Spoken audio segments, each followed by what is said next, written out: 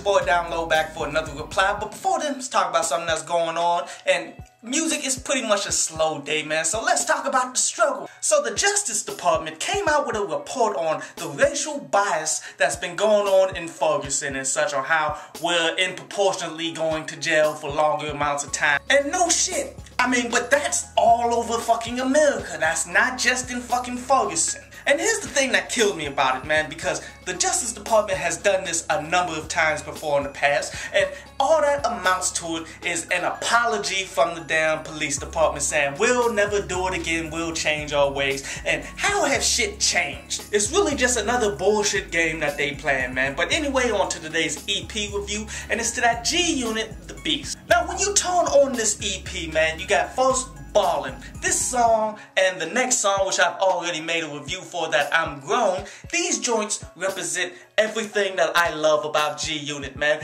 Excellent beats, solid verses, overall damn good songs, man. And with those being the first two songs on the project, I'm like, damn, this joint could be one of the doper projects of this year, but sadly, it just goes downhill from there. Because after that comes Bring My Bottles, in which that's a Young Buck solo joint, in which I expect so much better from Young Buck, man. That song wasn't that damn good at all. Then Lloyd Banks solo track, man, that doper than the last one. That's probably the most disappointing track off this entire project. Then you got Boy Boy, in which I'm pretty sure this was supposed to be a Tony Yayo solo, but he just couldn't fucking make it. The fucked up thing about it is, it had a good 50-cent chorus, man, and it had a dope beat. But then Yayo, he just not skilled enough to turn that into a good song, one, and then he couldn't finish it, so they threw Kidd on, who didn't even get a full-fledged fucking verse on that bitch. The disappointing thing is that's where they ended the fucking solo tracks. I mean, where's my 50-cent solo track? I just want one of those. And why not give Kidd a solo track, man? I would definitely like to hear one of those as well. But instead, the final song is Choose One, which is pretty much a full G Unit track, man, and which that one wasn't very good either, dude. Overall, this project wasn't bad. I definitely do recommend people to buy those two songs, the first two songs on this project,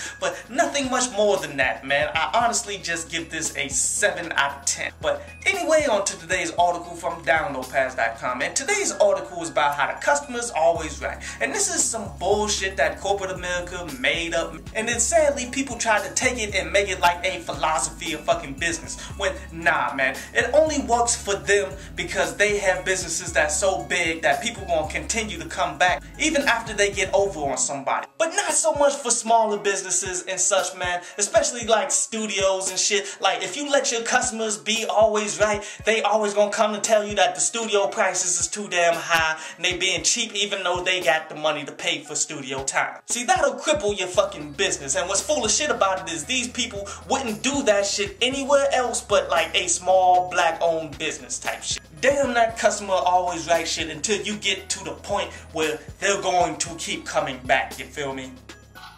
I hope you enjoyed the show. You can follow me at Twitter up there, and you can go to downloadpass.com, that's down there, to read today's article.